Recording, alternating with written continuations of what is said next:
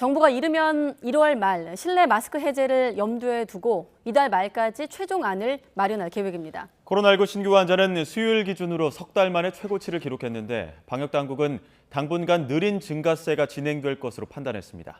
취재기자 연결합니다. 장하영 기자. 네, 사회 2부입니다. 네, 논의가 점점 진전되는 것 같은데 정부가 실내 마스크 해제 논의를 본격적으로 시작한다는 거죠? 네, 백경란 질병관리청장은 오늘 브리핑에서 모레 중대본 회의에서 마스크 착용 의무에 대한 조정 방향 논의를 시작하겠다고 밝혔습니다.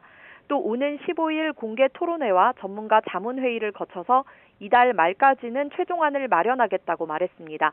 실내 마스크 의무 해제 시점은 내년 1월 말에서 3월 사이가 될 걸로 보입니다. 그동안 방역당국은 겨울철 재유행이 끝난 뒤 내년 3월쯤 실내 마스크 의무 해제를 할 수 있다고 말해왔는데 만일 1월 말에 해제된다면 해제 시점이 한 달 넘게 앞당겨지는 셈입니다.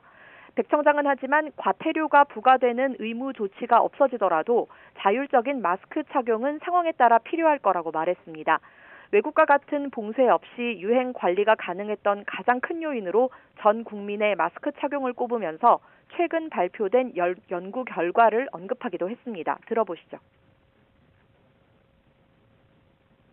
미국에서 15주 동안 관찰한 결과 마스크를 착용하지 않은 학교는 착용한 학교에 비해서 코로나19 발생이 2배 높게 나타났습니다.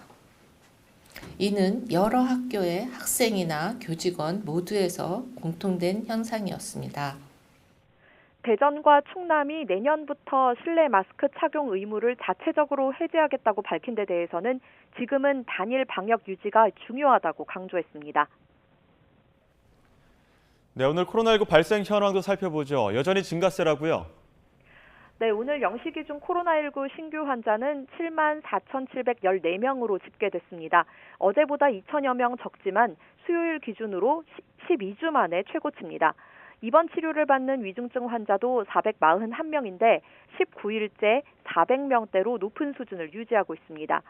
지난주 하루 평균 확진자는 한 주 전보다 1.8% 감소하며 증가세가 잠시 멈췄는데요.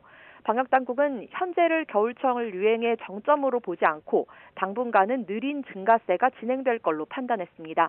코로나19 주간 위험도도 6주 연속 중간 단계를 유지했습니다. 방역당국은 신규 환자와 위중증 환자, 사망자가 모두 소폭 감소했지만 중환자 병상 가동률이 30%대를 유지하고 중환자실 의료 역량 대비 60세 이상 발생 비율이 증가하는 추세를 반영했다고 설명했습니다.